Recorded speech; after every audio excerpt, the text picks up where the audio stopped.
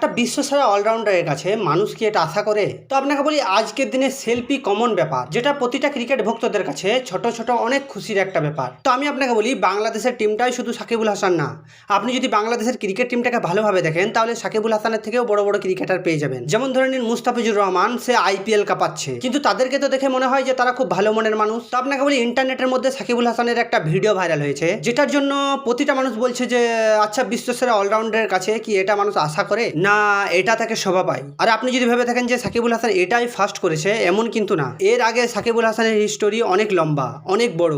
তো আপনাকে বলি, 2010-এ নিউজিল্যান্ডের সাথে যখন ম্যাচ ছিল, তখন সে গ্রাউন্ড স্টাফকে মারতে গিয়েছিল, সেখানেও ঠিক আছে। আপনাকে বলি যে 2011-তে ওয়েস্ট ইন্ডিজের সাথে যখন বাংলাদেশের ম্যাচ ছিল, সেখানে সে ক্রাউডের মানুষগুলোকে মিডিল ফিঙ্গার দেখিয়েছিল।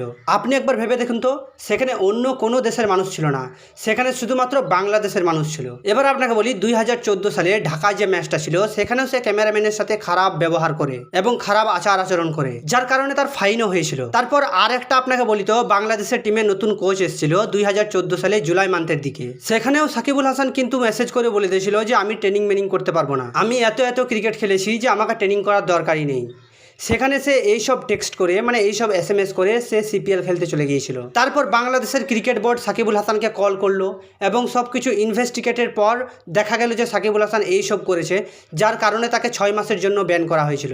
এইসব কিছু করার পর, এইসব কিছু হওয়ার পর তার মধ্যে 0%ও শিক্ষা নেই। তারপরে আর একটা যদি আপনাকে বলি, তো নভেম্বর 2015 BPL ম্যাচ ছিল, সেখানে কিন্তু আম্পায়ারের সাথে সে লেগে গিয়েছিল এবং আম্পায়ারকে নিজের ইচ্ছা মতো গালাগালিজ করেছিল, যে আম্পায়ারটার নাম ছিল তানভীর। আর এটার কারণে বাংলাদেশের ক্রিকেট বোর্ড তাকে একটা ম্যাচের জন্য ব্যানও করে দিয়েছিল। এরপর যদি আপনি দেখেন তো দেখতে পাবেন যে 2018 সালে শ্রীলঙ্কার সাথে যখন বাংলাদেশের একটা ম্যাচ ছিল, তখনও ঝামেলা করেছিল একটা নো বল নিয়ে। যদিও আম্পায়ারের সেটা ভুল সিদ্ধান্ত ছিল, তারপরেও সাকিবুল হাসান কোনো রকম থার্ড আম্পায়ারের ডিসিশন না নিয়েই তার টিমটাকে মাঠ থেকে বেরিয়ে যেতে বলেছিল। আর আজ ইন্টারনেটের মধ্যে সাকিবুল হাসানের যে ভিডিওটা ভাইরাল হয়েছে, সেখানে দেখা গেছে যে সাকিবুল হাসান তার ভক্তের কলার ধরে তাকে মারতে যাচ্ছে এবং তার থেকে তার ফোনটাও কেড়ে নিতে যাচ্ছে। আর ইন্টারনেটের মধ্যে কিছুটা শোনা গেলেও মেন টপিকটা হচ্ছে যে সাকিবুল হাসানের স্ত্রীর সাথে এই ছেলেটা নাকি খারাপ আচরণ করেছে। তো আমি আপনাকে শুধু গুনে কটা ঘটনা বললাম যেগুলো আমি জানি, কিন্তু আমি যদি সাকিবুল হাসানের নিয়ে আপনাকে আর একটা কথা বলি, তাহলে বলবো যে সাকিবুল হাসান কিন্তু এমপির পদে জিতেও আছে ইলেকশনের মধ্যে। তাহলে সে একটা এমপি হয়ে, সে একটা বিশ্বসেরা অলরাউন্ডার হয়ে কিভাবে তার ভক্তদের উপর হাত তোলে? পুরো সোশ্যাল মিডিয়া শুধু এতটুকুই বলছে যে এগুলো কোনো কিছুই আপনাকে শোভা দেয় না। কেননা আপনার মুড নেই সেলফি তোলার, তাহলে আপনি বলে দিতে পারতেন যে এখন মুড নেই, অথবা আমার সেলফি তোলার ইচ্ছা নেই।